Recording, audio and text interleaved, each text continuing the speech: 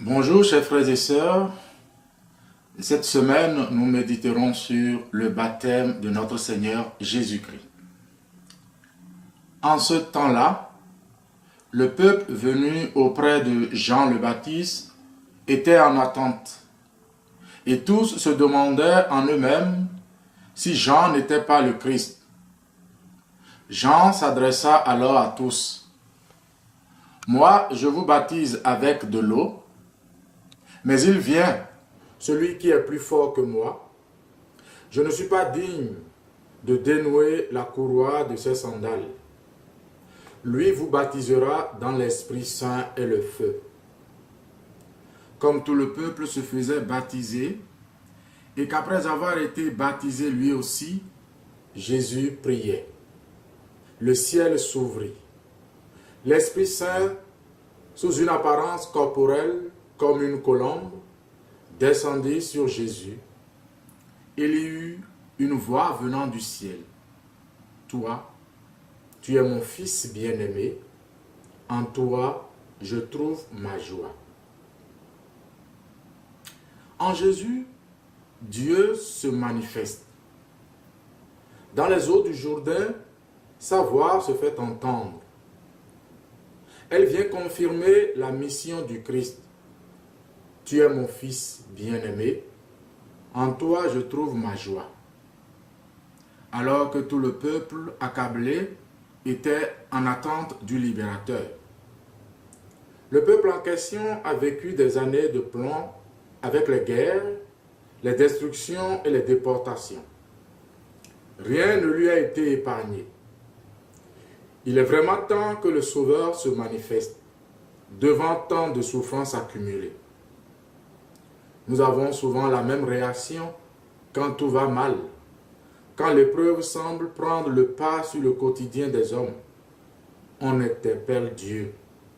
Oui Seigneur, il est vraiment temps que tu agisses. Et Dieu se manifesta en Jésus dans les eaux du Jourdain.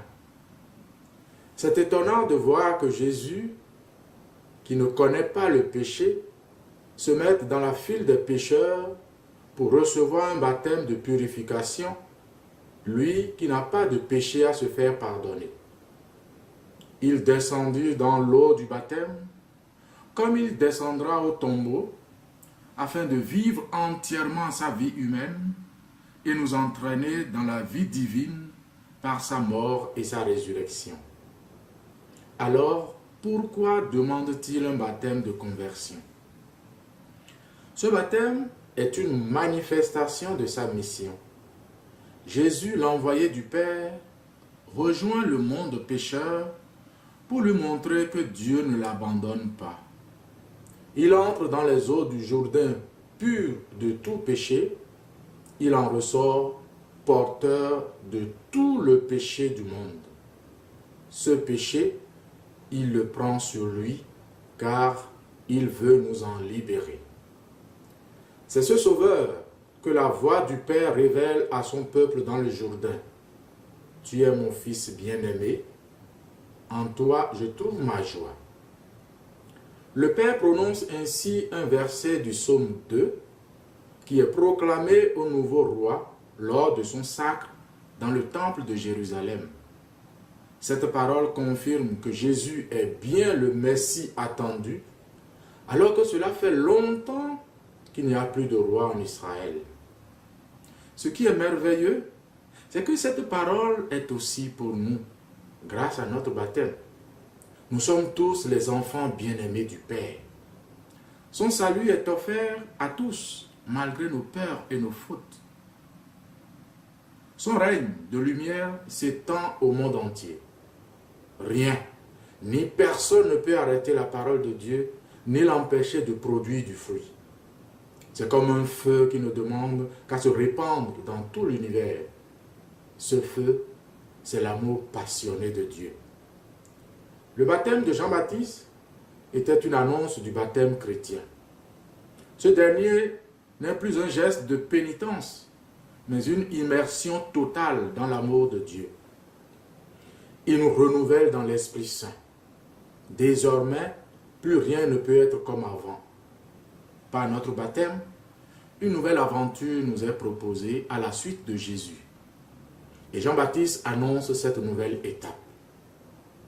Lui vous baptisera dans l'Esprit Saint et dans le feu. Jésus baptise dans l'Esprit Saint, dans le feu de l'amour qui réchauffe, qui éclaire et qui brûle tout ce qui doit disparaître dans notre cœur. Jésus vient nous introduire dans la vie trinitaire. Il vient nous immerger, nous plonger dans les eaux de la mort pour que nous émergions et recevions l'Esprit, le souffle sacré, le feu. À la Pentecôte, nous le recevons, cet Esprit Saint, sous forme de langue de feu qui nous galvanise pour la mission. Par notre baptême, nous avons reçu à notre tour cette parole de Dieu en notre faveur par le ministère de l'Église. Dieu nous révèle notre identité de fils bien-aimé du Père. Oui, grâce à Jésus, je suis enfant de Dieu. Grâce à Jésus, nous sommes devenus enfants de Dieu. C'est un don. Mais ce don fait à notre baptême, il faut le rendre actif et fécond comme Jésus. Son baptême a été le point de départ de sa mission. Tout au long de son ministère, il a annoncé la bonne nouvelle aux pauvres. Il a pardonné, il a guéri, il a relevé. Il a fait renaître l'espérance là où il n'y en avait plus. Comme lui, par notre baptême, nous sommes envoyés dans le monde pour déchirer le voile qui empêche les hommes de reconnaître qu'ils sont des enfants bien-aimés du Père. Il suffit parfois de peu de choses. Un regard d'amour pour celui qui n'arrive plus à s'aimer. Un geste de solidarité pour celui qui n'a plus rien. Une démarche de pardon pour celui qui nous a blessés ou que l'on a blessé. Une marque de très grand respect pour celui qui est méprisé et qui n'arrive plus à se respecter lui-même. Ces gestes de solidarité sont très importants. Ils contribuent à faire déchirer ce qui empêche de savoir qu'ils sont les fils bien-aimés du Père. Vivre de notre baptême, vivre en enfant de Dieu, c'est nous laisser conduire par l'Esprit Saint. C'est prendre la main de Jésus et avancer à son rythme. Quoi de plus simple?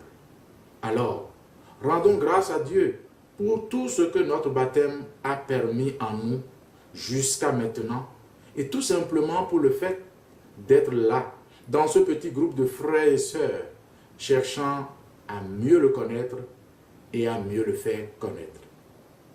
Bon partage à tous.